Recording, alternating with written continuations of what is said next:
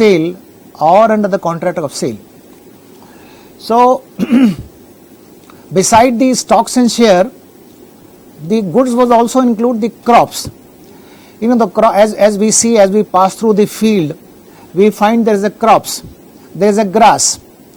So when the crops and the grass is cut, is severed from the land, it becomes movable property and is a movable property and is called a goods and is liable to tax. Of course, I am quite sure as far as the agriculture produce are concerned, that would certainly be outside the purview of the GST law. And the most important thing being, and the definition says, things attached to and forming part of the land. Now if something is permanently attached to the land or fastened to the earth, then it will not be called goods. Let us take for example a boiler or some plant and machinery. Plant and machinery in the boiler are fastened to the earth. If the plant and machinery or the boiler as such is being sold, which obviously is fastened to the earth, it will be a immovable property. If it is a immovable property, it is not a goods, and therefore no tax shall be payable. If for example the very same boiler or some plant or some machinery is dismantled and is taken out of the land, which previously was embedded to the land, then it becomes a movable property. If it is a movable property, then the tax is payable.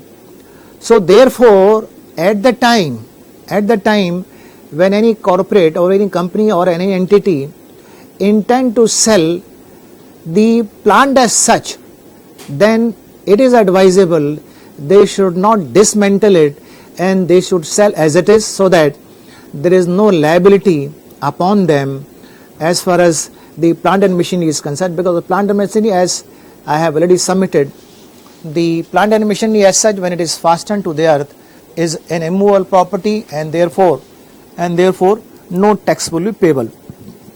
So it is by way of prudent management that when the plant and machinery as such is sought to be sold, don't dismantle it, let the buyer dismantle it and take it away.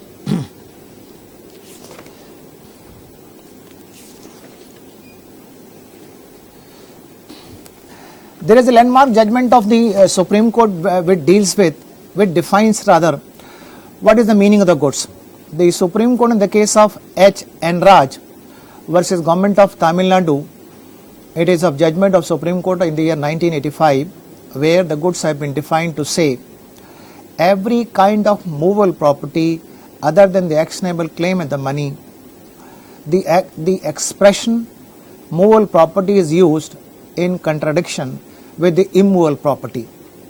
Section 3 of the Transfer of Property Act gives a negative definition of immovable property, saying that it does not include standing timber, growing crops or grass, and therefore not of so and so. In simple word, if I say so, movable property shall mean the property of every description except an immovable property.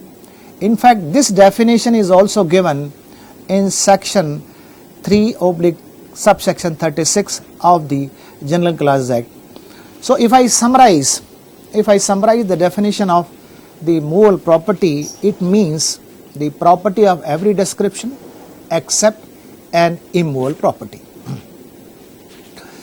The question arises as to whether the lottery tickets, whether they are the goods or they are a service. Undisputedly, the lottery tickets, they are a goods. Now, if we take a stock of the whole the whole situation and the various judgment of the Honorable Supreme Court and the High Court, and after summarizing this, if we say so, the position which emerges is that what is not an immovable property shall be movable property, and Supreme Court further says that the lottery ticket shall be goods, and further observed that once it is held to be movable property, the same is liable to be taxed. So, I have in brief explained or submitted what is the meaning of the word goods. At the same time, there is one judgment of Supreme Court in the case of Vikas Sales Corporation versus Commissioner of Commercial Taxes, where the Supreme Court says the replenishment licenses is also goods. And the electricity, in one of the judgment of the Honorable Supreme Court, it has also been held that electricity is also a goods. Now, having briefly submitted what is the meaning of goods, then we go back to the word what is meant by services. Section 2, subsection 88 of the GST law defines and says that service means anything other than the goods, meaning thereby in any case immovable property can neither be either as goods or as services. So, if I say so, the immovable property is completely outside the purview of levy of GST or SGST, or I'd say GST law. 2 subsection 88 defines service means anything other than the goods, and there is a further explanation which says service include intangible property and actionable claim but does not include money. So therefore, as we have seen, when we talk of goods, goods means movable property other than the actionable claim and the money. Now the definition of service says the actionable claim would be service, but money is outside the purview of either goods or services. Service says, the definition of service says, service means intangible property, actionable claim, but does not in. Now, the intangible property again has not been defined in the service tax in the GST law, but the tangible property has been defined in the GST law, and section 2 subsection 93 of the GST law says tangible property means any property that can be touched or felt. So therefore tangible property is property which can be touched or felt, meaning thereby tangible property cannot be service. Tangible property, in other words, would be goods. Only it is intangible property which will form part of the services. So in brief, having covered what is the meaning of goods, what is the meaning of services, now let us go to the issue of when the liability for payment of tax arises.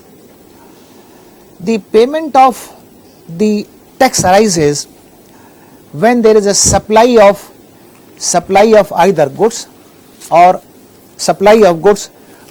services. Now, section 3 of the Act defines what is the meaning of the word supply, and it says that supply includes, is in fact the definition of supply is an inclusive definition. It says that supply includes all types of supply of goods and or services, such as sale. If there is a sale, when there is a transfer of property in the goods, is a sale. Is a transfer. Transfer strictly may not be a sale, but there is certainly a right title interest is created in favor of the other party. Then we have the word barter. Barter is very well known, I need not to explain. Exchange. Then the word license. As we all know, immovable property can be dealt with in 3 ways. One is outright sale. Number 2 is a license. When we give when some interest is created in an immovable property for a limited period, that is 20 years, 30 years, 40 years, and maybe about 80 year or 90 year, then it is called a license. In license, after the expiry of that period of 30 year, 40 year or 80 years, the property comes back to the lessor. The lessee is not an absolute owner of the property. The very limited interest is created in favor of the lessee so as to enjoy the property for a limited period for which the license has been given. Lease has been given, not license. Lease has been given. Then there is a word license.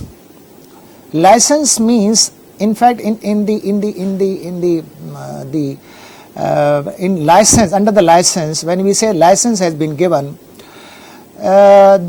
no right is created, no title passes in favor of the person. Only he is given some sort of a limited right to keep his property or keep his goods on the land or on the property of somebody else. For example, the classic example is in the case of airport. Airport, we must have seen, when we go to the airport, we find the Pepsi vending machine, Coca-Cola vending machine is lying there. So when the Pepsi or Coca-Cola, they keep their machine at the airport, they are given a license to keep their machines or vending machine for a limited period. And once the period is over, they have to remove their articles. So in license, on a very limited interest is, very limited right is given to enjoy the property. Rental, we all know, the properties are given on a rent, maybe commercial property, maybe residential property, they are given on rent, maybe for a period of 2 years, 5 years, 10 years or 15 years, if it is given on rent. So it is a service. It is not a sale of goods, but it is service.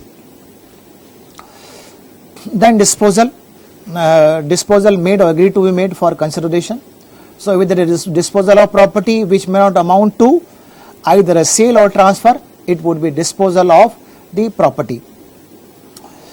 And made for consideration, obviously consideration is as defined under section 25 of the Indian Contract Act, by a person in the course or furtherance of a business.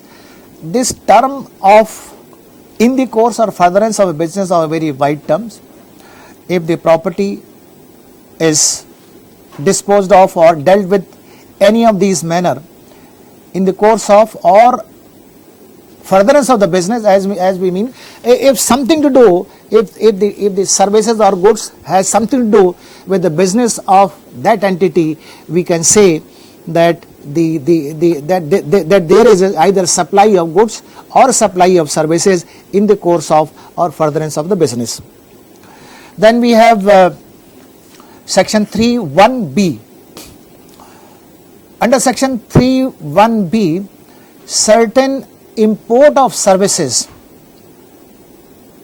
which may be purely not for the business, not for the furtherance of the business, but purely for the personal consumption, if the services are being imported from outside, even without any consideration, then these are treated to be import of services. For example, if somebody is acquiring, some literature or some material on some software only for the purpose of how to keep your body fit and trim, and this is acquired from any country outside India. Even if I am acquiring this service from my own close relative or my friends or from anyone else, even without payment of consideration, even not for the purpose of any business, but purely for the personal purposes, even then it will amount to import of service, and the IGST will be payable by the person who is acquiring this property. Then we have section 3(1)(c), which talks of there are certain services or there are certain assets which are being dealt with, and if the assets or services are being dealt with, even without consideration, then also it would be supply of either goods or for services, though not for consideration and not for business or not for in furtherance of the business, yet it will be called supply, and therefore tax will be payable. In fact the service, the word service is more the supply of goods or services are more explained in schedule 2, which deals in quite elaborately when there is a supply of goods or when there is a supply of services. In fact, since I am not really dealing with when the supply has to take place, and today's my presentation is confined to the issue of the valuation of either goods or services. So therefore, with the brief submission on the aspect of that what is goods, what is services, and when the supply shall take place, I will now come to the valuation aspect. The question of valuation arises because ultimately the whatever the rate of tax which may ultimately come out to be, maybe 15%, maybe 18%, maybe 20%, because till date what would the rate of at what rate tax will be payable is not known. It will be known in future. But the question here is at what value either the tax will be payable on sale of goods or on supply of goods or on supply of services. In fact, section 15 of the GST law, which deals with the valuation aspect, and also we have the GST valuation rules, and put together, that is section 15 of GST Act, and also the GST valuation rules deals with the various facets of the valuation of the goods or valuation of the goods or the services for the purpose of calculation of the tax which is payable. As I have already submitted today, at what rate the tax will be payable either on supply of goods or on supply of services is not known, but what is known today is how the assessable value will be carried out. As we all know, in the central excise law we have section 4 which talks of assessable value. We have section 4A of the central excise act which talks of the assessable value in the event when the duty is payable on MRP basis. Fortunately or unfortunately, in the GST law there is no concept of payment of the GST on the MRP basis. The entire scheme, in my humble submission, the entire scheme of the GST law, section 15 read with the valuation rule, talks of only the transaction value. So we'll have to understand what exactly is meant by transaction value. When we calculate the transaction value, what is required to be included, what is required to be excluded, how the transaction will be worked out, and all these things. But before that, the question arises, there are certain basic principles of the valuation. Now, which are those principles of valuation? Let me submit to you, because this principle of valuation is extremely important for the purpose of arriving at the assessable value, so that as we all know, why assessable value is necessary. Assessable value is the value which has to be worked out, and once, for example, take the case of this watch. If the assessable value of this watch is 5,000 rupees and the tax payable is 20%, then the GST will be 1,000 rupees. So therefore, in GST law also we will have to find out what is the assessable value, or in other word, a transaction value. Now the section 12(2)(a) Roman 1 says that, again the question arises, at the transaction value or the assessable value, at which point of time has to be arrived at. It has to be arrived at whether at my factory, it has to be arrived at whether my sales depot, it has to be arrived at the consignment agent premises, or it has to be arrived at when the goods reaches to the buyer's premises. Because as I submitted that on the assessable value, whatever the rate of tax, on that basis tax has got to be calculated. So, and as we all know, all SSC would always like that the assessable value has to be less and less and less only, so that there is a less outflow of tax. Then the question arises, at which place, at which point of time, I'll say rather which place, which is the place which is permissible under the law, at that place the valuation has to be worked out. The answer lies in section 12, subsection 2(a) Roman 1. It says that when the goods are removed. When we talk of the goods are removed, what exactly does it mean? It means either the goods have left the factory to the consignment agent premises or to my own depot also. Fortunately or unfortunately, even when there is a stock transfer of the goods, the GST is payable. When the goods are transferred from my factory premises to my own godown, or the goods are transferred from my factory premises to the godown of that consignment agent, the GST is payable. The question is for one sale transaction, is GST is payable on two occasions? That is when the goods leave my factory and goes to the my godown or the consignment agent premises, and then finally when the goods are sold from my godown or from the premises of consignment agent to the buyer premises. The answer is no.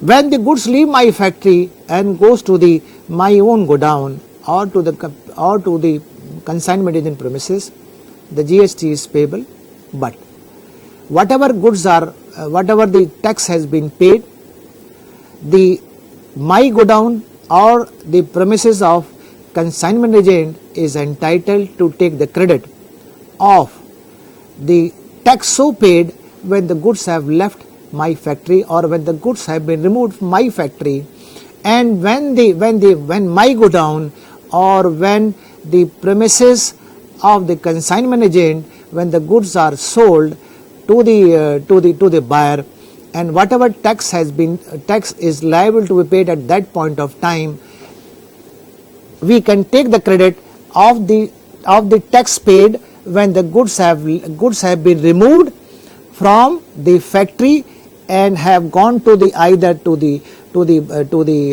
company's godown or have gone to the godown of the consignment agent. The question arises that when the goods have left either my godown or the premises of the consignment agent and is in the process of being delivered to the premises of the buyer, there are certain expenses, as we all know, are being incurred.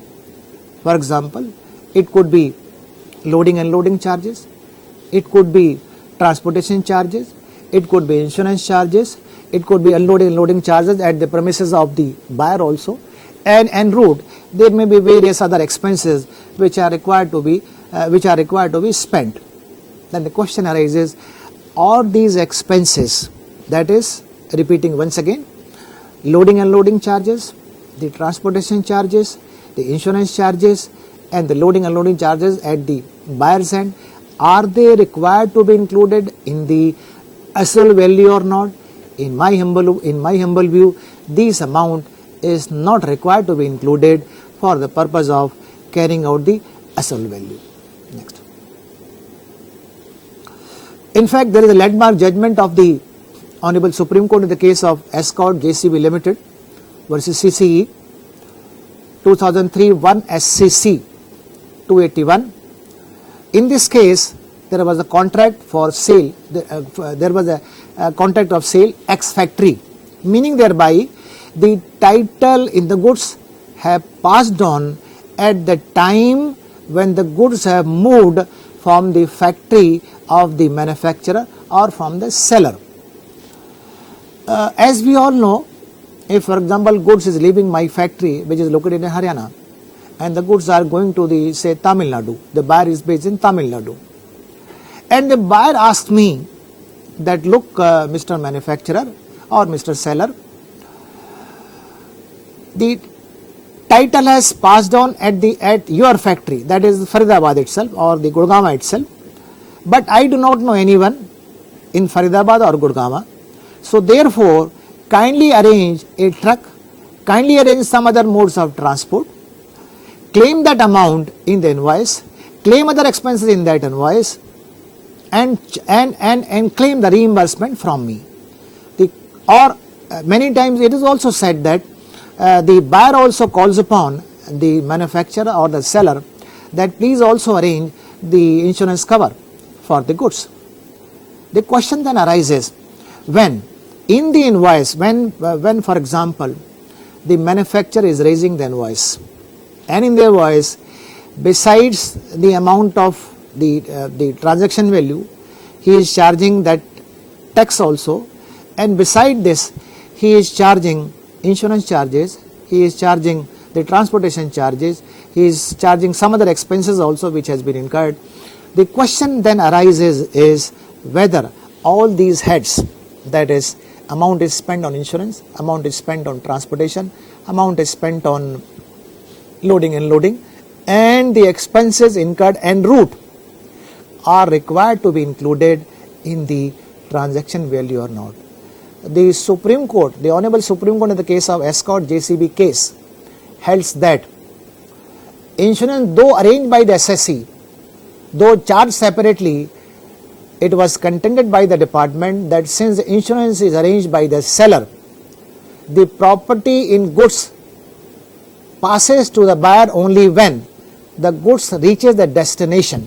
The contention department says since the seller is arranging the insurance cover, since the seller is arranging insurance cover, so therefore the ownership or the title in the goods do not passes at the premises of the manufacturer or seller. And it is the contention of the department that the title and ownership of the goods which are agreed to be sold passes only at the premises when the goods reaches the godown of the purchaser. The Honorable Supreme Court has really repelled or rejected the contention of the department and held that has held that all these expenses is not required to be included when the sale is ex factory prices. The Supreme Court further goes on to say that that all these expenses are required to be included only when the goods are sold ex godown of the buyer premises. So a distinction has got to be understood for the purpose of arriving at the assessable value is whether what is the point at which the transfer of title in the goods or transfer passes from the seller to the buyer. The Supreme Court further say that as per section 39 of Sale of Goods Act, the delivery of the goods to the carrier is a prima facie delivery of goods to the buyer. In fact, the judgment of the Escort JCB versus CC has been followed subsequently by the Honorable Supreme Court in the case of CC versus Indian Carbon Limited, 2011, 269 ELT, page 6, Supreme Court. Next.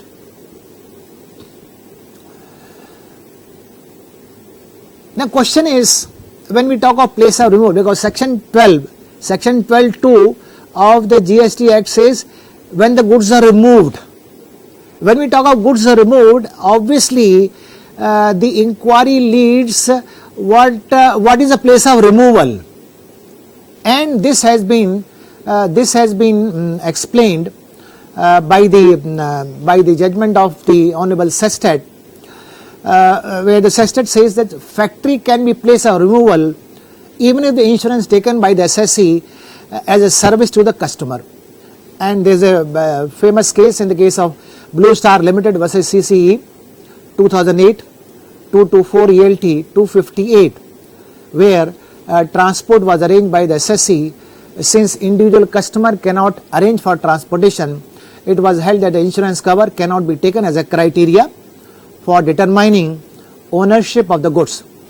Once there was a sale at factory gate, freight is not includable in the assessable value. In fact, for this purpose, there is a circular of CBC also, and the number of the circular is 287/3/97 CX dated 14/1/1997, which says that in case of a multi-product and multi-locational factories, equalized freight / average freight may be worked out on the above basis. Now kindly we'll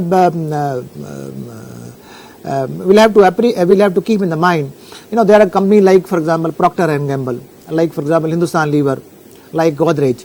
They are multi-product company, and there the freight is no equalized basis. The question arises, when the freight is charged on equalized basis, then even when the freight is on equalized basis, though not on actual basis, the question then arises, is a manufacturer is entitled to claim the deduction of the freight which is worked out on equalized basis? The answer is yes. As I have submitted, all expenses incurred after the point of place of removal are liable to be excluded for the purpose of carrying out the calculation of the assessable value. And in fact, there are a number of judgment of the Sestat in relation to central excise law, which permits that certain expenses, not only the freight, even certain other expenses also, which could be claimed on equalized basis. Ultimately, it may work out to be that the expenses so claimed are much more than the actual amount of expenses. Even in that situation, the equalized freight or other expenses have been allowed by the Sestat, though repeating once again, those expenses or freight worked out on equalized basis are much more than the actual freight or actual expenses.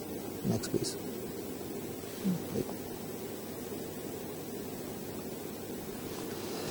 Now, one more interesting question arises. For example, I have worked out the certain assessable value,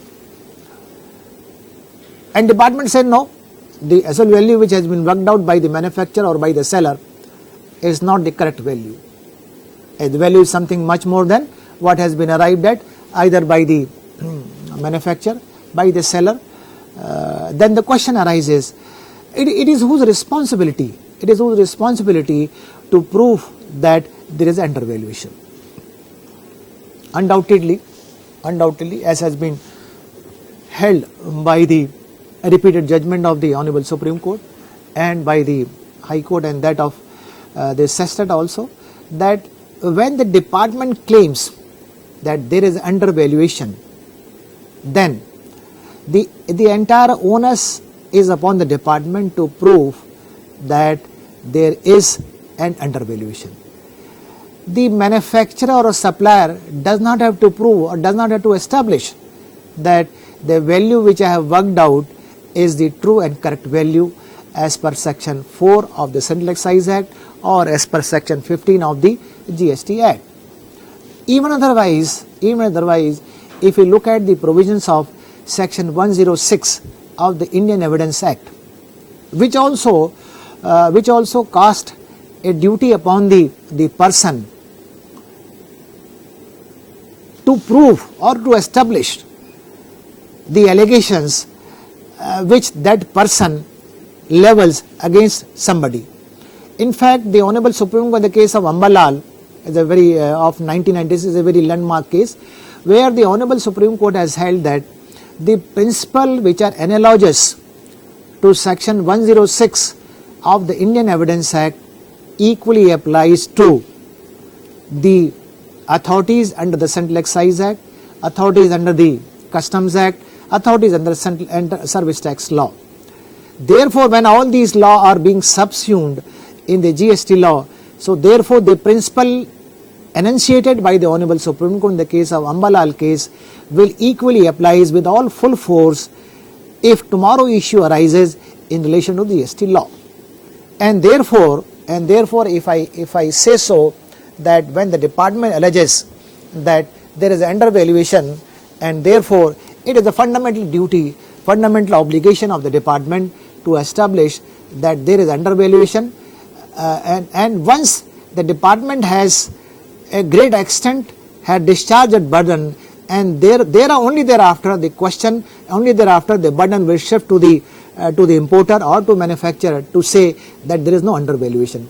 In fact, there is a judgment of the Honorable Supreme Court in the case of CC versus Agrawal Industries 2011 TIOL page 102 Supreme Court, where the Supreme Court has held that it is a well settled principle of law that onus to prove undervaluation is on the revenue. But once the revenue discharges the burden of proof by leading evidence of contemporaneous imports at a higher price, then the onus shift upon the importer to establish that the price so indicated in the bills of entry or in the invoice relied upon is correct. Next. Then one more interesting question arises. When the manufacturer manufactures the goods, or when the supplier sells the goods, can the department ask you whether what profit have you earned? Whether you earned the profit of 5%, 10%, 15% or 20%. Or can the department say no, since in this particular transactions you are selling the goods at a base price or a cost price, and you are not earning the profit, and therefore when you are not earning profit of 10% or 15%, 20%, so therefore it is not a genuine and bona fide transaction value or the assessed value. The answer lies in various judgment of the tribunal, where the tribunal says that when the sale price is genuine, it is not open for the department to investigate as to whether the assessee is making profit or loss in manufacture and sale of goods. To this effect, there is judgment of the Sestet in the case of CC versus Mohan Crystal 2000 volume 118 ELT 691, where it has also been held by the Sestet that department cannot determine the extent to which a business entity should earn its profit. The manufacturer may decide to earn a profit of 5%, maybe 3%, maybe 8%, maybe 10%, maybe 15%. That is entirely left to the discretion of the manufacturer or the seller as to what extent they must earn a profit.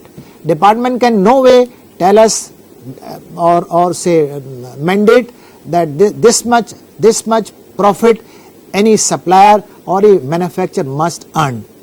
And if the manufacturer is not earning that much percentage of profit, that excess, so-called excess, must add to the asset value. That cannot be done. In the case of CC versus Limca Flavors 2006 198 ELT 106, the goods are to be assessed in the form in which they are cleared from the factory.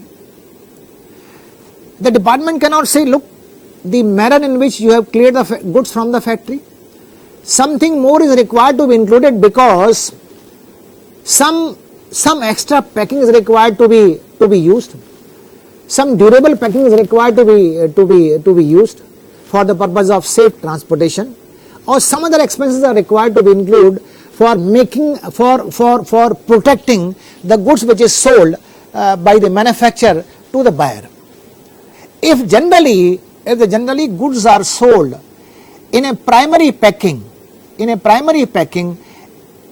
and department cannot say that the cost of secondary packing should be included in the asset value. For example, let me take a case of, say, a refrigerator. If the refrigerator is sold by covering the polyethylene film, and thereafter it is covered by the cardboard, cardboard. If it is normal practice to clear in a cardboard box, department cannot say, for the purpose of protecting the refrigerator from being damaged en route, the cost of wooden frame which protect the refrigerator is also required to be included in the asset value. Because when the goods are apparently or I'll say generally sold when packed in the polyethylene and from the cardboard boxes is enough. Next. Another interesting question arises, as I have already submitted, when the manufacturer or the seller is claiming certain expenses like transportation, like insurance and other expenses. When they claim, they are not exactly aware how much amount they have to actually incur for transportation of goods from Delhi to, say, Patna.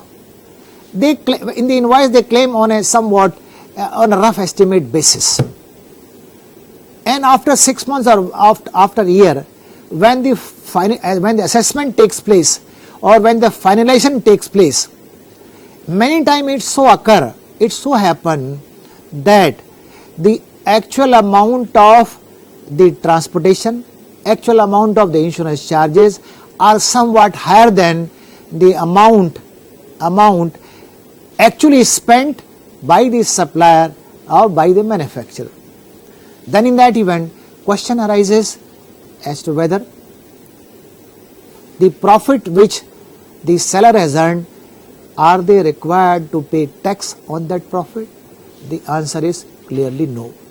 In fact, there are two landmark judgments of the Honorable Supreme Court in relation to central excise. But in my view, the judgment which applies to central excise will also apply with equal force to the GST law also. First judgment is that of Baroda Electric. The citation is 1997, 94 ELT, 13 SC, where it has been held that profit made by a dealer on transportation is not required to be included in the asset value of the goods. Similarly, there is one more judgment of Supreme Court in the case of Indian Oxygen Limited versus CCE, 1988, 36 ELT 732, when it has been held that the excise duty is a tax on manufacture and not a tax on profit made by the dealer on transportation.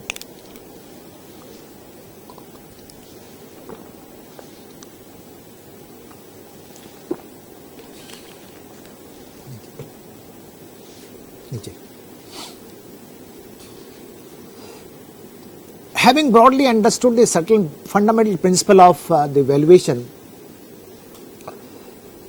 now let us little go further. As in the central excise law, there the section 4 talks of the transaction value, and since the same principle of transaction has been borrowed in GST law from this earlier section 4 of the Central Excise Act, the question arises, what exactly is meant by transaction value? The answer lies in a judgment of the SESTED in the case of Prakash Industries versus CCE 2010 250 ELT 65, where the SESTED held that each transaction is a separate transaction and has to be valued separately. Thus, separate price for the same product to different buyer is permissible. Pausing for a moment here. Even in, for example, I am a manufacturer in Delhi, I am a supplier from Delhi. One wholesale buyer from, say, Chandni Chowk or from Sadar Bazaar approaches me for buying, say, 1000 pieces of thermos. Well, I may charge 200 rupees per thermos because he is buying only 1000 pieces. Then another, like now tomorrow Big Bazaar comes to me, and Big Bazaar people say that we want to buy 10,000 thermos. My normal price may be 200 rupees, but to Big Bazaar, since they are buying a very large quantity, I may agree for even 180 also, maybe 170 also, maybe 160 also. And department cannot question it that to one buyer you are selling at 200, to another buyer you are selling at 180 or 170. It may also arise tomorrow the government of India, some department of the government may also come, they say, sir, over a period of 2 years we want to buy, say, 5 lakh thermos for supply to the army. I may even agree for 160 also, maybe 165 also. And so long as my price is fair price, is a genuine price, and is not influenced by any other consideration, that is a transaction value, and department cannot question that transaction value. In fact, there is in one of the very interesting case, in case of a parts manufacturer, when the automobile parts manufacturer, if he supplies to a automobile manufacturer, he may charge a different price. And when the very same part is being sold to a dealer in Kashmiri Gate, in retail, I may charge a different price. And the both prices are held to be a genuine price, a bona fide price, and a price, or I can say it is my transaction value. And department cannot question is that why you have different prices. In fact, there are cases that in one day there can be 10, 15, 20 different prices for the same goods, because the buyer may belong to different category of persons.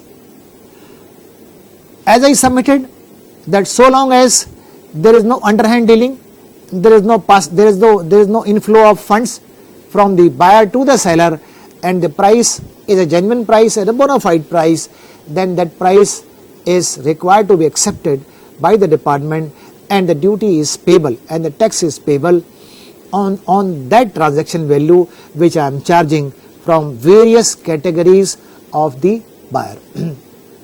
In fact, there is judgment of SESTED where the tribunal says, in case of export sales can be treated as a sales of different classes of buyer, and the FOB value can be adopted for valuation. The answer is very clear. When I go for export, I am entitled to certain other benefits. When I am entitled to certain benefit, obviously my export price will be much less. Take the case of, for example, thermos also. Thermos to a buyer outside India, I may buy at even 140 also, because if I export at 140, I will be getting other export benefit, and those export benefit will compensate for the extra discount which I have given, maybe discount of 10 rupees, 20 rupees or 30 rupees. So that will be offset by the export benefit which I will ultimately entitled to when I am exporting the goods to outside India. Next. Then we have different prices to a dealer belong to different region. In the case of lime chemical versus CCE 2008 volume 2 to 9 ELT 286, it has been held that the different price to different dealers in different region based purely upon commercial consideration is a genuine and a bona fide transaction value and cannot be questioned by the department. Then again the question about the dual pricing. In case of dual pricing, one for international, one for internal accounting purpose like inter-unit transfer of goods and sale to related person, manufacture on job work, free supply for marketing, and one set of price for independent sale, all can have a different prices. One, as I submitted, intra-unit transfer of goods. For example, if finished goods are transferred, somewhat semi-finished goods are transferred from one unit to another goods, or even the finished goods are transferred to another unit of the same manufacturer. And this goods which are manufactured by unit number 1 and supplied unit number 2, for unit number 2 it may be a raw material. And the very same goods manufactured at unit number 1 is also sold to a related person, or to sold to outside party, or may be sold as a free to a different category. For example, this torch, if the torch is supplied to my another unit, or is being sold as free or being supplied as free to the doctors, I can have different prices for these goods. Then we have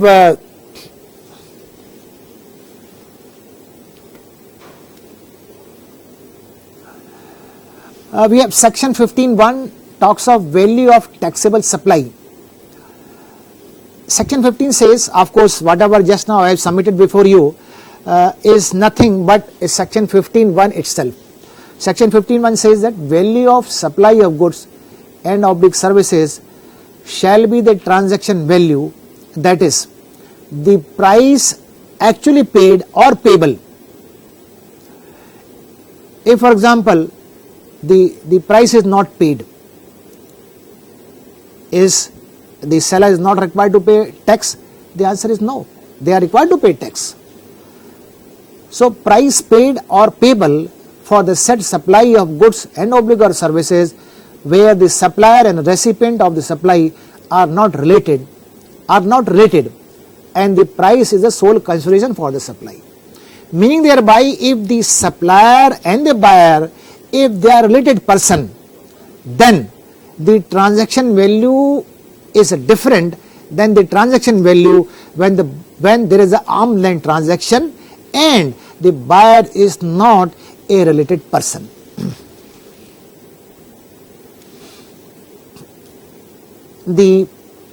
Since the word appearing in section 15 is the price actually paid or payable has come up for consideration before the Honorable Supreme Court in the case of Purulator India Limited versus CCE Manu SC 0988 of 2015, where the word actually paid or payable has been interpreted in the following word.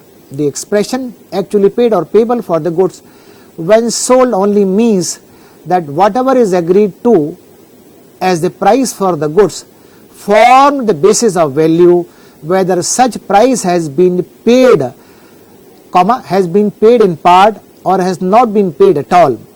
The basis of the transaction value therefore is agreed contractual price. Now, a very interesting question arises, whether if in the invoice I am raising a price which is even below my cost price. The question arises whether the GST is payable at the actual price at which I am selling the goods, or which is obviously lower than the price which I have incurred for manufacture of the goods. Whether the tax is payable at the actual price, which is the lesser one, or the tax is payable at the cost which I have incurred for manufacture of that goods.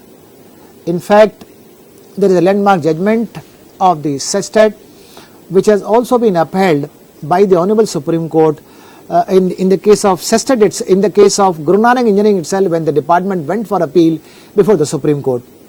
In the case of Guru Nanak Engineering, the tribunal has held that if there is no allegation of flow back of funds, of money from the buyer to the assessee, and if the price is the sole consideration, and if the dealing between assessee and the buyers are at arm's length, the assessable value will be decided on the basis of selling price even if it is below the manufacturing cost.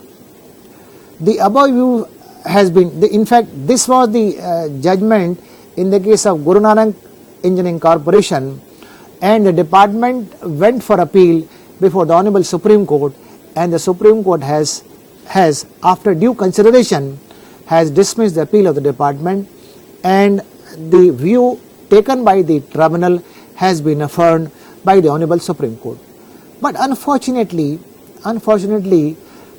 subsequently in the case of Fiat India Limited versus CCE versus Fiat India Limited 2012 283 ELT 161, the Supreme Court has virtually reversed its own judgment in the case of Guru Nanak Engineering, and has held that when the goods are being sold below the cost price, then the duty is payable at the cost price and not at the price at which the goods are being sold.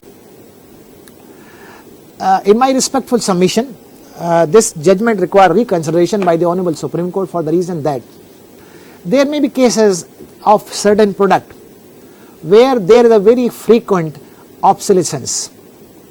Today you manufacture, for example, one mobile phones. Today you manufacture a mobile phone over a period of 2 months, 3 months, or maybe 4 months or 6 months, that get obsolete. Certain electronic items, they become obsolete within no time. If manufacturer has supplied the goods to a dealer, or the goods are lying in their own godown also, after 5 months or 6 months, their value goes down by 50, more than sometimes 50%, maybe more than 50%.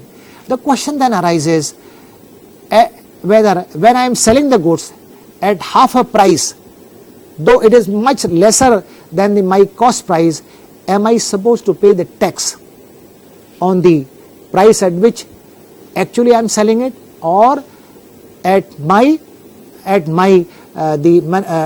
manufacturing cost? In fact, this judgment, in my most respectful submission, goes contrary to the very basic principle of transaction value. Transaction value, in other words, says that the value at which the transaction has been arrived at. If my transaction for say a mobile phone which is more than a year old is hardly 8,000 rupees, though initially the price was say 40,000 rupees. But today if my transaction value is only 8,000 rupees, in my most respectful submission, 8,000 is the selling price, 8,000 is the transaction price, and therefore following the principle of the payment of duty or payment of tax at the transaction value, I should be called upon to pay the tax only at rupees 8,000, which is the transaction value.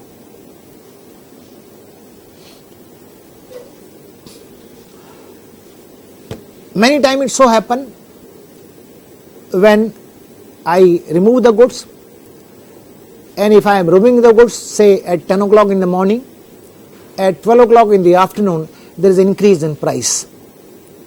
Can department say on the very same day or maybe after a few hours there is an increase in price? Then you must pay the tax or duty at the price which has been increased after say 1 hour or 2 hours. In my respectful submission, the answer is no, because the law is the price relevant at the time of removal as postulated in section 15 and section 12 of the GST law. There is judgment of the tribunal in the case of Traco Cable versus CCE 2004-172 ELT. The price is relevant at the time of removal. Thus, any subsequent increase or reduction in price of such goods after the goods are cleared from the factory is not relevant provided the price is final at the time of removal. However, the situation may be different. If the time when I am clearing the goods, the prices are on provisional basis. If the price are on provisional basis, they are not the firm price.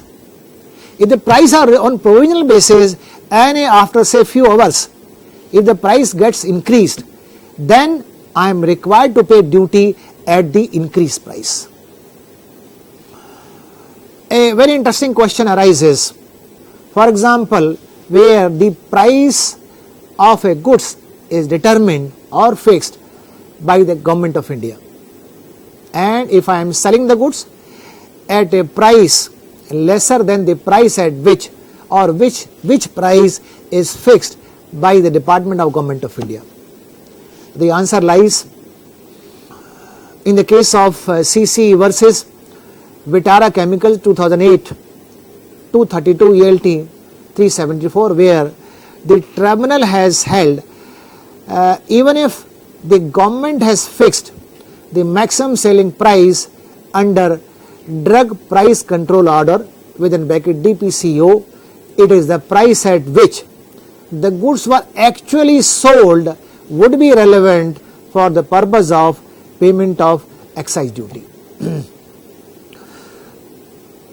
There is one more judgment of in the case of Indian Explosive Limited versus CCE 2012-284, where it is held that the price was final at the time of clearance. Any subsequent reduction in price cannot be considered and excise duty paid is not refundable. Both ways. If the price is firm and later on the price is increased, no excise duty is payable. If the price is firm and later on the price is decreased, you can't claim the refund of tax or duty.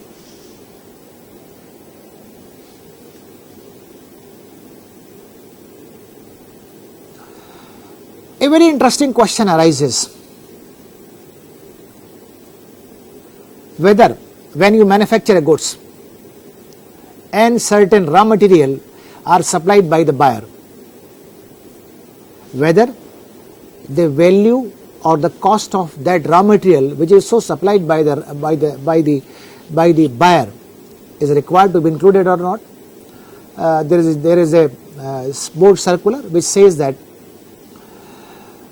where the assessee charges an amount as the price for his goods, the amount so charged and paid or payable for the goods will form vessel value. However, if in addition to the amount charged as price from the buyer, the assessee also recovers any other amount by reason of the sale or in connection with the sale, then such amount shall also form part of the transaction value for valuation and assessment purposes.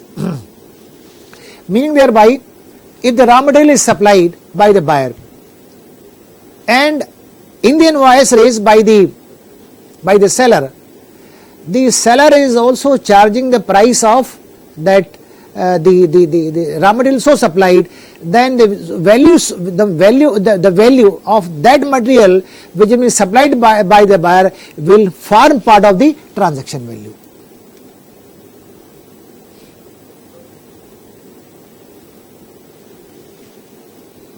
Then we have a landmark judgment of the Honorable Supreme Court in the case of Steel Authority of India Limited versus CCE Manu SC 1401 of 2015, where the Honorable Supreme Court has observed as under.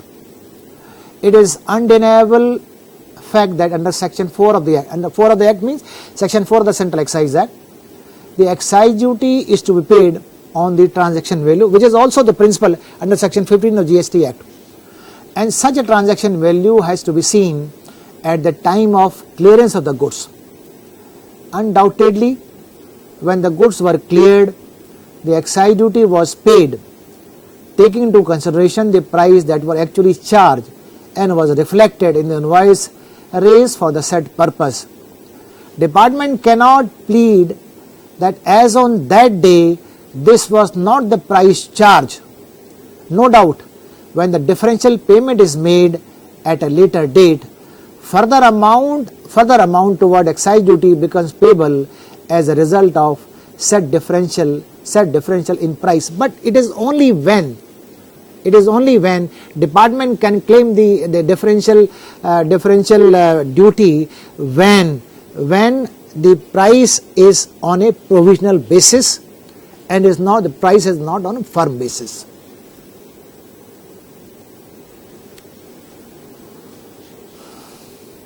कितने और हैं? बहुत हैं. Now, having broadly understood the transaction value, the question arises from the transaction value, what are the various elements of expenses which are required to be excluded so as to arrive at the transaction value at which the tax has to be calculated. One such is the transit insurance. As I have already submitted, we have a latest judgment of the Honorable Supreme Court in the case of Gujarat Borosil Limited versus CCE, Manu SC 1554 2015, where the Honorable Supreme Court has held that amount toward transit insurance is liable to be excluded from the transaction value. Second, interest on receivable. Because under central excise law, it was presumed that when I sell the goods, immediately there and then I am entitled to the value, and any interest which I incur when I borrow the money from the bank, whatever interest I pay, I am entitled to the exclusion of the interest so paid while calculating the asset value for the purpose of payment of the tax. The Supreme Court says in the case of Castrol India Limited versus CCE, Manu SC 1504 2015, the Honorable Supreme Court says interest on receivable would be deductible from the transaction value. A very interesting question arises when we talk of section 15 subsection 2 of GST Act. Section 15.2 says the transaction value shall include A, any amount that the supplier is liable to pay in relation to such supply but which has been incurred by the recipient of supply and not included in the price actually paid or payable for the goods or services. Now, for example, let us take the case of, say, consumer durables. Assuming the manufacturer is LG India Private Limited, they are manufacturing consumer durables. Obviously, any manufacturer, when they are manufacturing and selling the goods, they undertake advertisement, they undertake sales campaign, they undertake other modes of sales promotion and sales enhancement in different forms.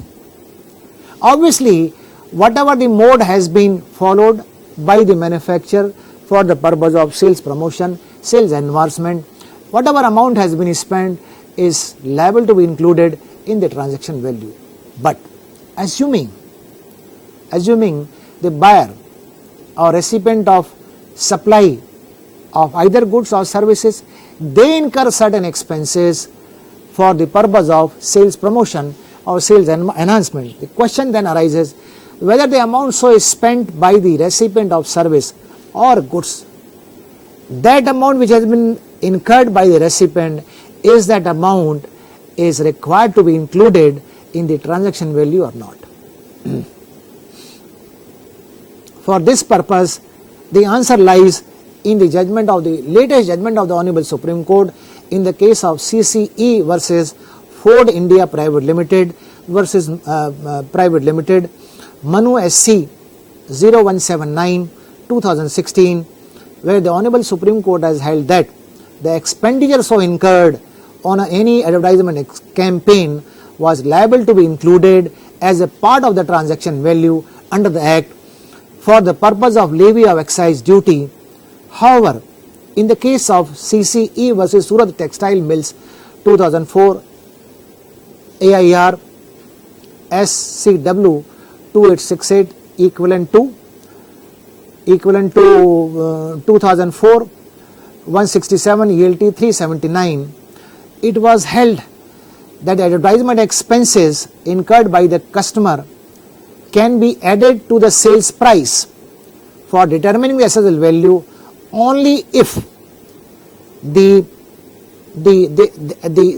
buyer or the recipient of the goods or services is under some contractual obligation to incur those expenses.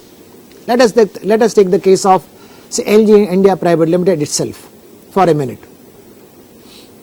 Although I am not saying that LG is following this course of practice, but for the purpose of explanation I am submitting like this.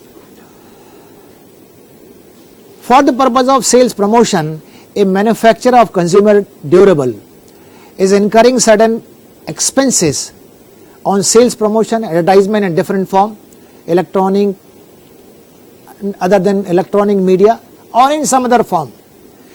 Needless to say, all these expenses which are so incurred by the manufacturer or by the supplier is required to be included.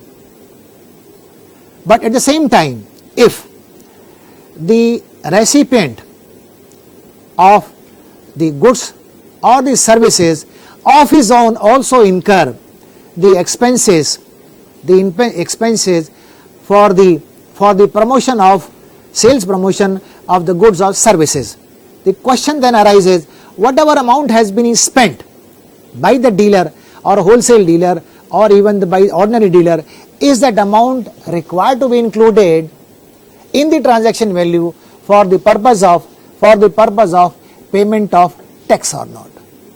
In my humble submission, the amount so spent voluntarily without any contractual obligation by the recipient of goods or services is not required to be included, and the amount is required to be only included when there is an enforceable contract between the manufacturer and the purchaser or recipient of goods and services, which mandates or calls upon the recipient of recipient of goods or services to incur those expenses at a particular interval. If that kind of a obligation is there on the part of the recipient of goods or services, then in that event, whatever amount has been spent by the recipient of goods or services, that amount will form part of the assessable value so as to arrive at the transaction value for the purpose of payment of the tax payable under section 15 of the GST law.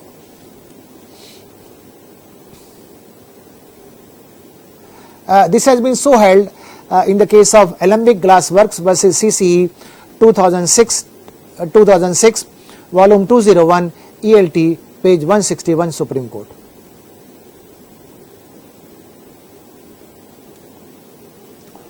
Fifteen 2B says that the value apportioned as appropriate of such goods or services as supplied directly or indirectly by the recipient of the supply free of charge or at a reduced cost for use in connection with the supply of goods. For example, let us take case of if a manufacturer is a manufacturer of say for example the edible drinks, fruit juice, and the buyer wants to buy some 1 lakh bottle of say apple juice, and what the buyer does is buyer is supplying the bottles. The question then arises, when the buyer is supplying the bottle,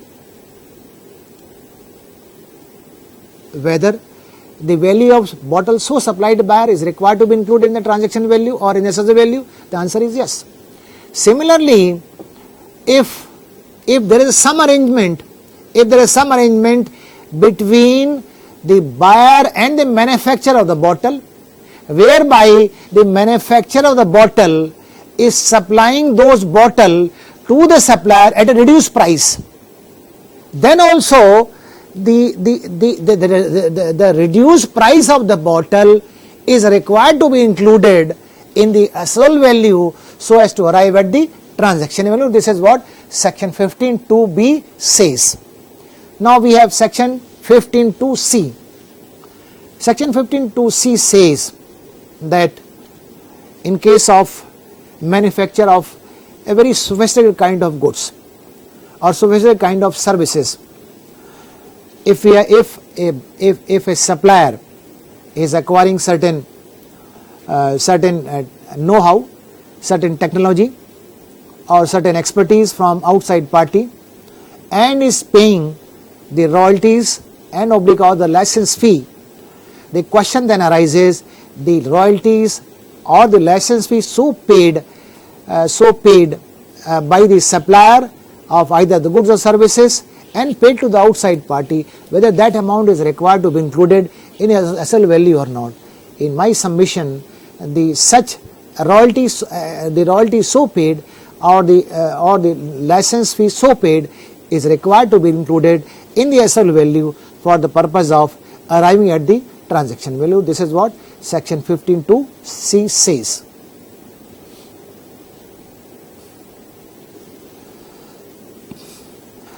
There is a judgment of the Supreme Court in the case of Commissioner of Customs versus Farado India Private Limited, Manu SC 0849/2008, where the Honorable Supreme Court says that royalties and the license fee related to the imported goods is the cost which is incurred by the buyer in addition to the price which the buyer has to pay as consideration for the purchase of the imported goods.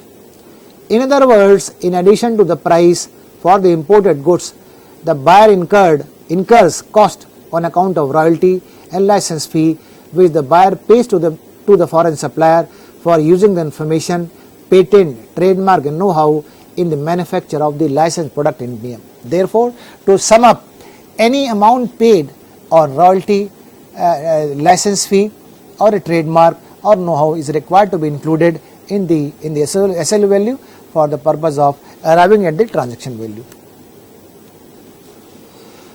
Another interesting question arises, the designing charges. For example, I am manufacturing goods.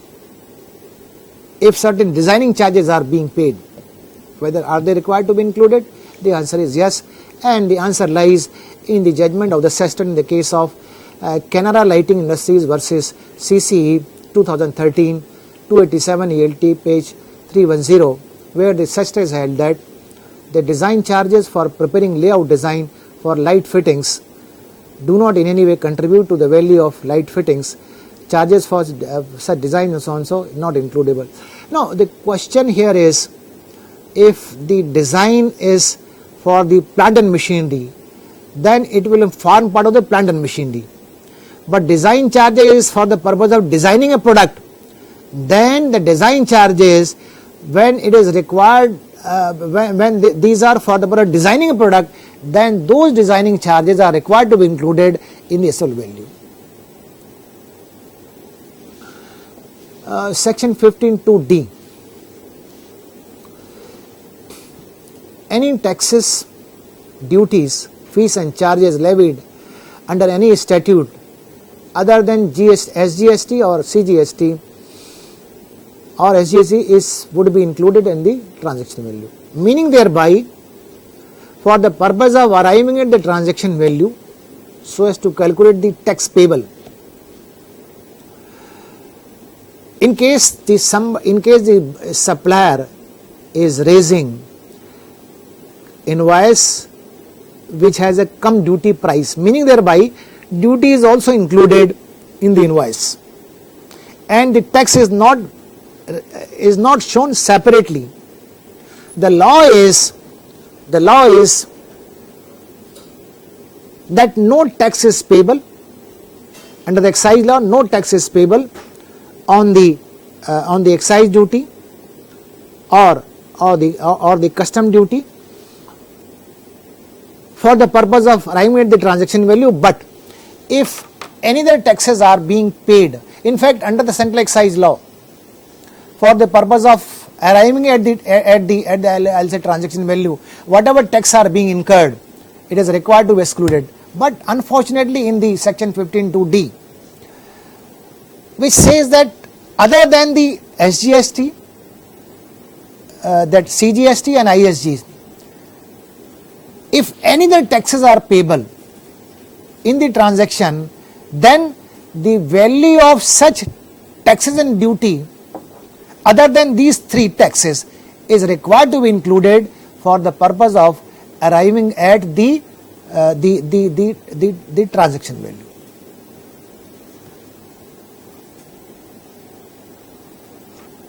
Equalized sale tax. Well, in the case of Hindustan Lever, when the sale tax has been charged on equalized basis, it was permissible, and the abatement has been claimed even on the equalized sale tax. The same principle will follow when the GST, when the GST is being charged on equalized basis, and there is no reason to differ from the principle laid down by the Honorable Supreme Court in the case of Hindustan Unilever Limited versus CCE Manu CB/0061/2016, where the SEST has held that the appellant are entitled to claim the abatement of equalized sale tax from the transaction value, accordingly both the transaction value.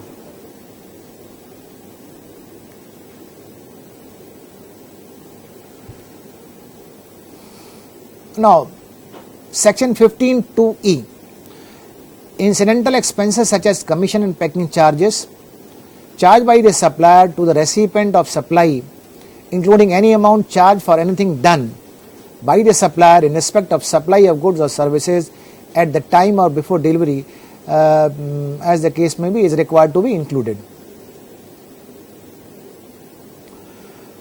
Well, a very interesting question arises: if the free container are being supplied by the buyer, whether the value of those container is required to be included in the transaction value or not, or in the assessable value or not. There is a landmark judgment of the Supreme Court in the case of Just Polymer. Just Polymer, in fact, Just Polymer has relied upon the Hindustan Polymer. Hindustan Polymer, the Supreme Court says, if the large container, or for example, is a lubricating oil. If the lubricating oil is being manufactured by the manufacturer or supplier and being sold to dealer, and dealer for the purpose of taking delivery of those goods is supplying a big container of say 100 kg, 1000 kg, the question then arises, the cost of that container where 100 kg that lubricating oil is being supplied, is that value of container required to be included? The answer is no. It is not required to be included unless the goods are being supplied in the container in the normal, as per normal trade practice. If as per the normal trade practice, there is a practice of supplying container by the buyer of those goods, then the value of those goods, then the value of those container is not required to be included in the transaction value. This is what the Honorable Supreme Court in the case of first in the case of Hindustan Polymer versus CCE 1989 Supreme Court says, which has been followed subsequently in the case of Just Polymer by the Supreme Court in the case of Just Polymer, and then finally in the case of this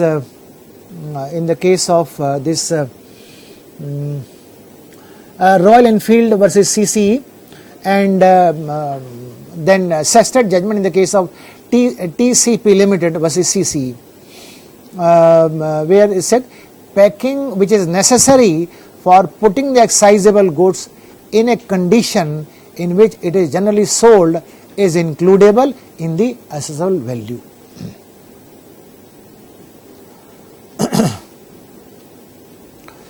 secondary oblique special packing done at the instance of the buyer not includable. Secondary packing done which is not in the case of normal delivery of goods to the customer is not required to be included. Now, for example, let us take the case of detergent powder.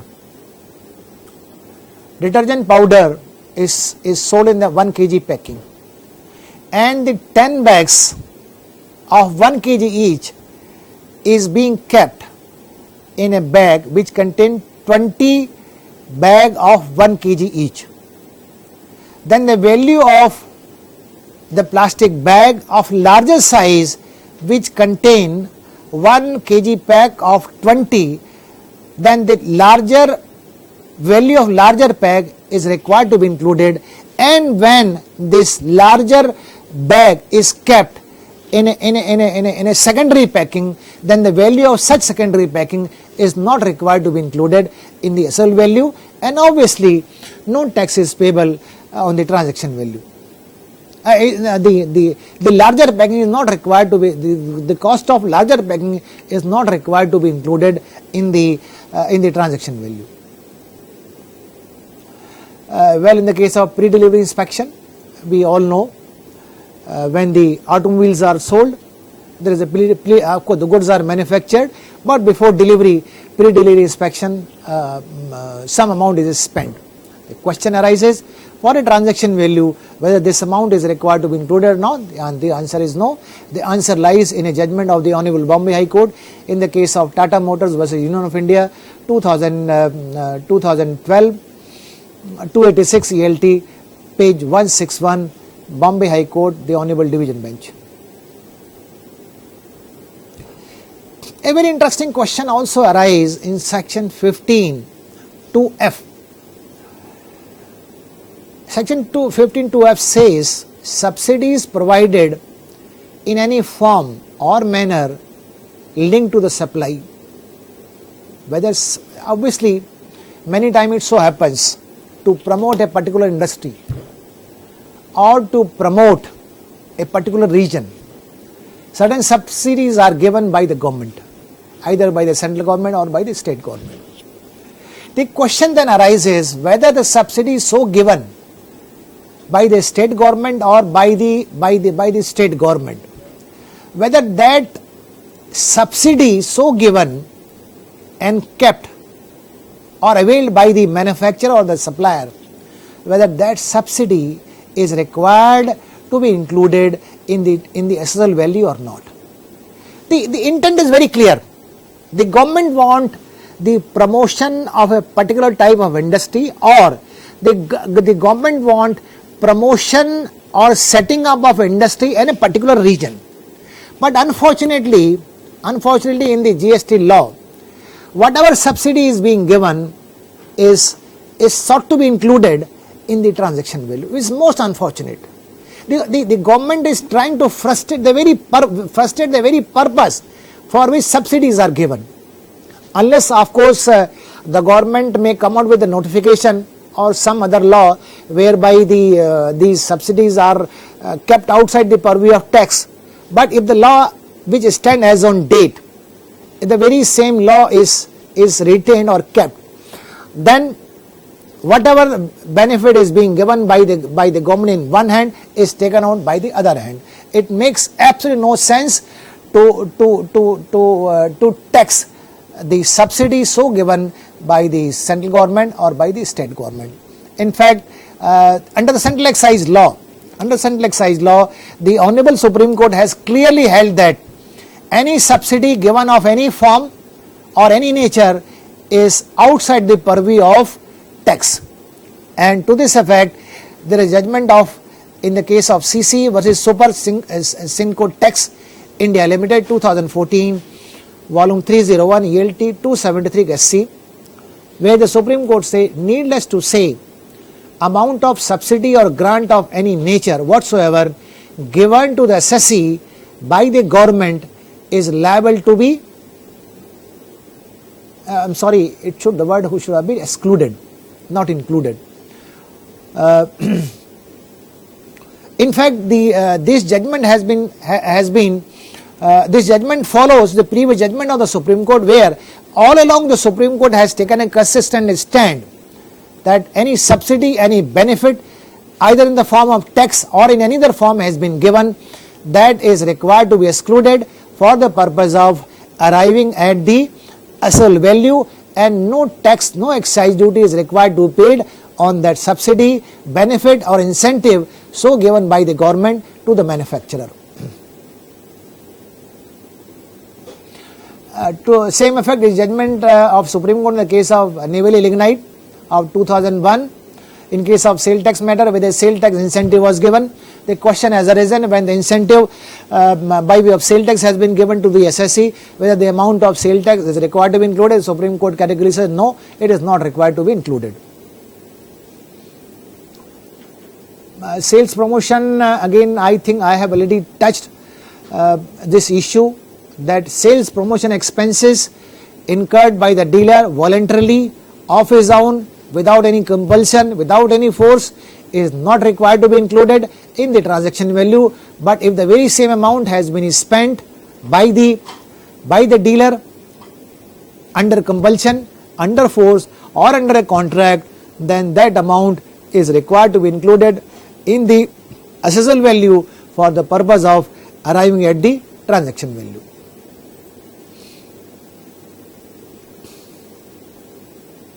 Now, there comes a very, very important provision of section 15, that is section 15(2) within bracket H, that is discount.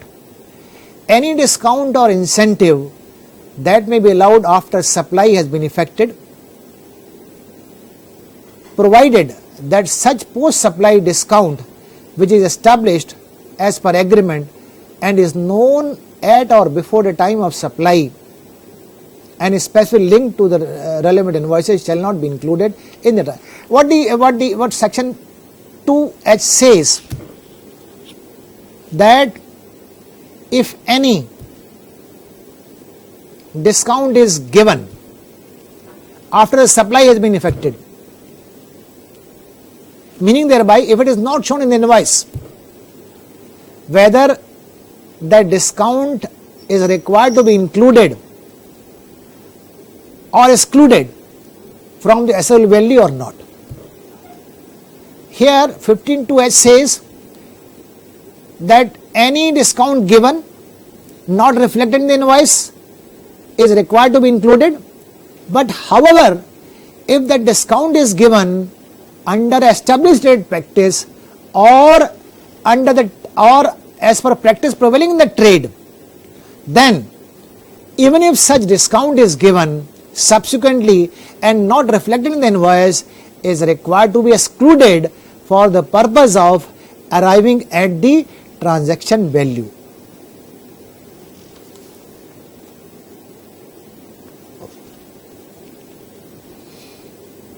Now we have a landmark judgment of the Honorable Supreme Court in the case of Government of India versus Madras Rubber Factory, Manu SC 0725/1995, which I feel every student of the GST law which has to understand the basic principle of arriving at the transaction value or assessable value must understand the principle laid down in this judgment of MRF. This is a landmark judgment of the under central excise law, and which obviously will also apply with equal force as far the GST is concerned.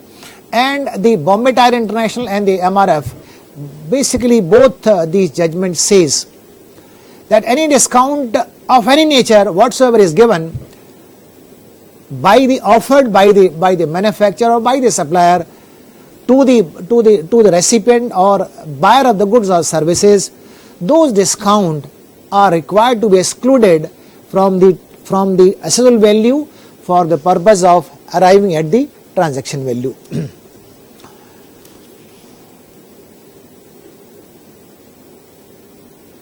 Now, various types of discounts.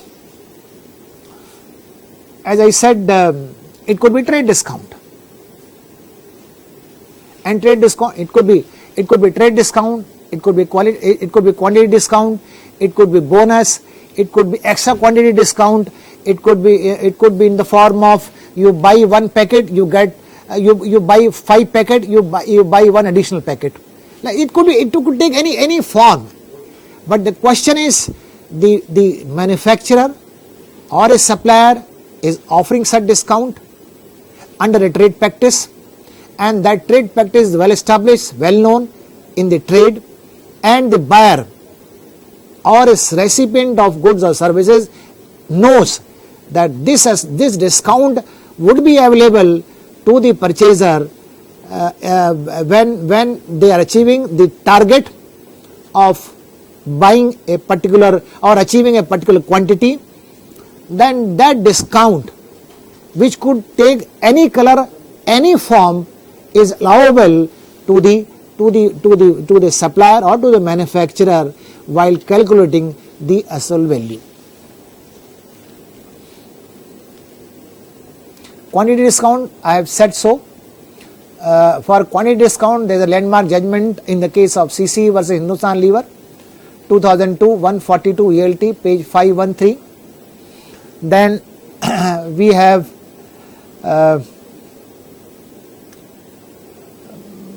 which of course follows the landmark judgment in the case of MRF.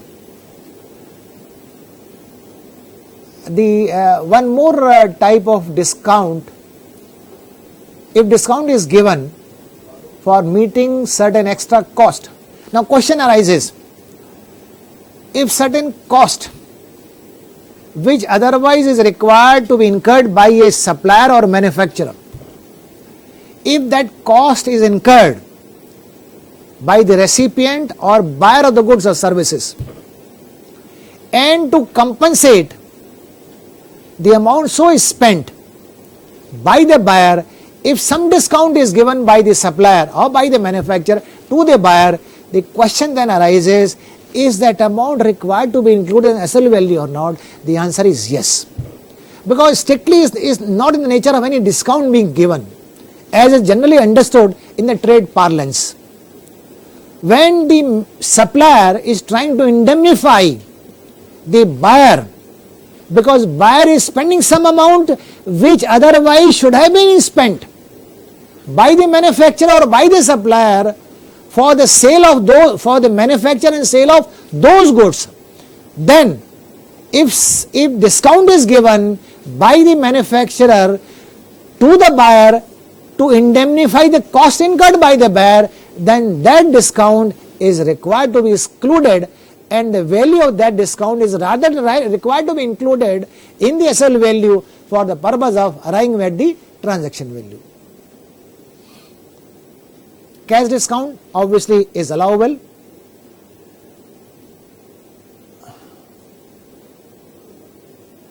(15.4) the value of goods, so and so, not really relevant. Judgment on related party, not relevant. We are running short of time. Section 15.4, Roman 3 and Rule 7 of the GST, the GST valuation rules. This basically covers when there is a import of goods. In case of obviously when there is import of goods, the importer always try to show less amount of transaction value, so that he has to pay less amount of custom duty, and department always alleges that there is undervaluation, for the reason that department wants to recover more and more custom duty. Now in the fight between the importer and the department, the charges are leveled by the department about the undervaluation. Now the answer lies to this problem in the case of Lan Ascenda Industries versus CCE in the judgment of Supreme Court.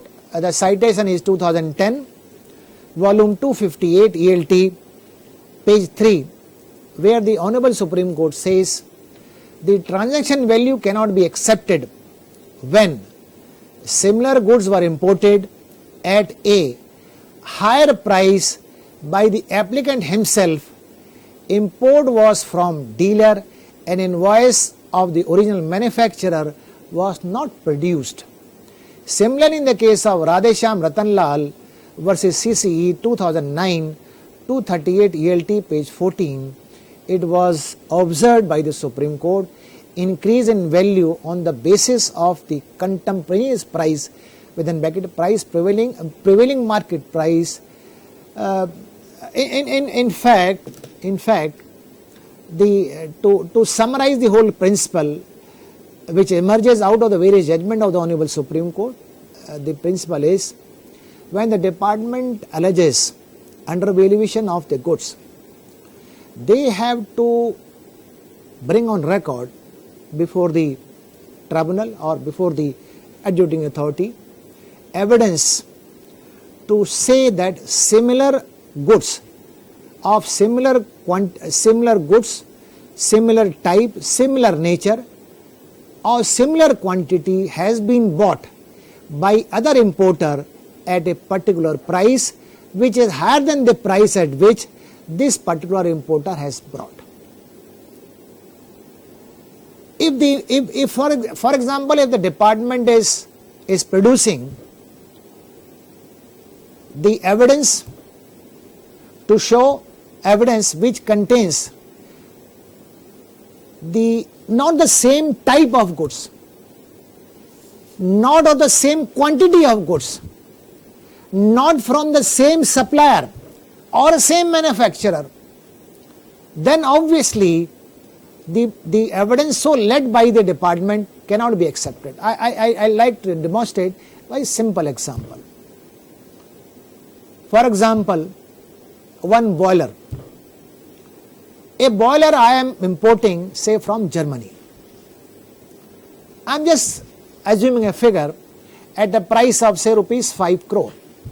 A well-known company of Germany, I am buying at a price of, let me put it like this. I am buying a boiler from a manufacturer from China. I am buying at rupees 2 crore. Let me emphasize once again, the price is 2 crore and the purchase is from China. And department says, no, this 2 crore is not the price, but the price is 5 crore. And the department alleges on the basis that the very same boiler is being sold by a manufacturer based in Germany and being manufactured in Germany. Now, as is well known, the quality of the product or the goods manufactured in China is substantially inferior to that manufactured either in Germany or in some other well-known countries. So, therefore, for making a comparison or for establishing the charge of undervaluation on the part of the importer, what is required to be done by the department is they have to obtain a quotation of the very same product from the same manufacturer or a manufacturer producing almost same type of or same quality of goods as has been imported by the importer.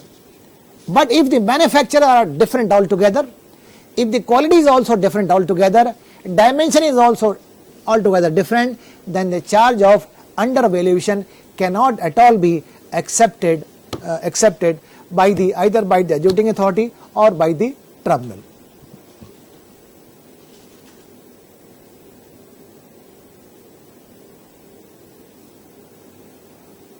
There is one more term which is like quantity and quality, which is appearing in the GST valuation rules. In fact, this principle of like quantity and quality has to be followed where the price could not be really determined. Then we will have to fall back upon this principle of like quantity and quality. And this word has been interpreted by the Sestet in the case of Ashwin Vanaspati Industries versus CCE, Manu CE 0156/1987. the goods of like kind and quality would imply necessarily goods of the same brand or of the same supplier. It has necessary to be for imported rather than indigenous goods. If however the market price for the goods of like kind and quality is not ascertainable, the price of comparable goods of foreign origin or Indian origin in that order is to be ascertained. Ascertainment of a market price of the goods of like quantity and quality or similar goods on any particular day or price is doubtless difficult, but cannot be on that account is to be shunned. Then we have some other judgment where this terminology of this kind and quality has been explained. I will not deal with. Then this like quantity and quality, for example, as far as service is concerned. Now, for example, in the case of courier service, we have DHL, we have Bluebird, we have Maruti Courier also.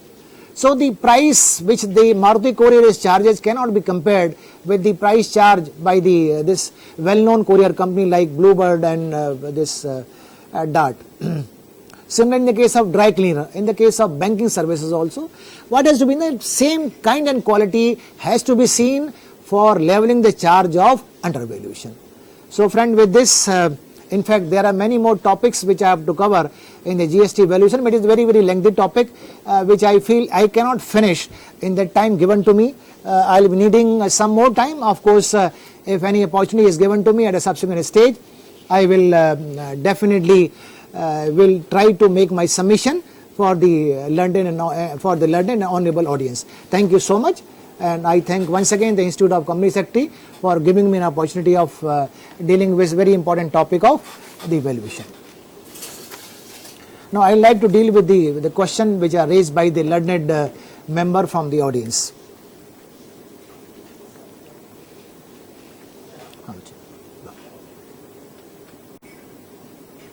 Sir, we have a few questions here with us regarding the valuation rules. So one is, does the cost of freight included in the transaction cost? Well, I said any freight expenses incurred after the removal of goods is required to be excluded from the transaction value. And similarly, will the value of warranty spares be included? Well, yes. The warranty spares is the value of warranty spares is required to be included. You must have seen for example, car manufacturer, two-wheeler manufacturers, they provide certain free 1, 2, 3 free services through their dealer. The question has arisen whether the value of the 3 services is required to be included in the transaction value or not. The answer is yes. But any amount is spent beyond the compulsory free service, any amount is spent beyond, if it is something is optional service, then that amount is not required to be included. So there are few questions regarding imports. So it is said that in case of import of services for personal use, the person receiving the service will have to get registered? Yes, obviously. Even if he doesn't have PAN? Yes. No, then he will be allowed a unique identification number. Okay. And similarly, if somebody gets a gift from somebody from abroad, like a laptop or something? Well, I don't think in that event one is required to, but as the Schedule 1 is worded and this section 15 talks of, there is I feel there is a divergence of opinion whether if you are getting a gift, the question is, for example, if you are importing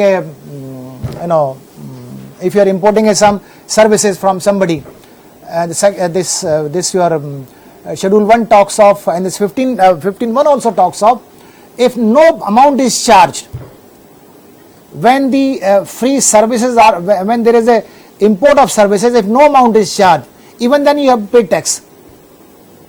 So if we extend that theory, then obviously if somebody is giving if somebody is gifting either some goods or services, then in that event probably yes, you may have to pay tax also. And in case of accessible value, if the market value is not available, then can we take the cost of production? Yes, then again cost of production will be what? The raw material cost, the cost of manufacturing, all other expenses incurred by the manufacturer, and the manufacturer profit also. So putting together all the four elements of the cost and the profit, then we arrive at the cost, or say we arrive at the asset value, which will be equivalent to the transaction value on which the GST has to be calculated. And so what is the basic difference between transaction value and GST and the erstwhile excise? No, let's understand. Excise duty levied under Section 3 of the Central Excise Act 1944. Now, under GST, there are many acts which are being subsumed, and the GST and the Central Excise is one of those act which is subsumed in the GST. What is the second question? What did you say? Sir, in this, what is the difference in the transaction value under both? No. In my humble view, there is practically no difference.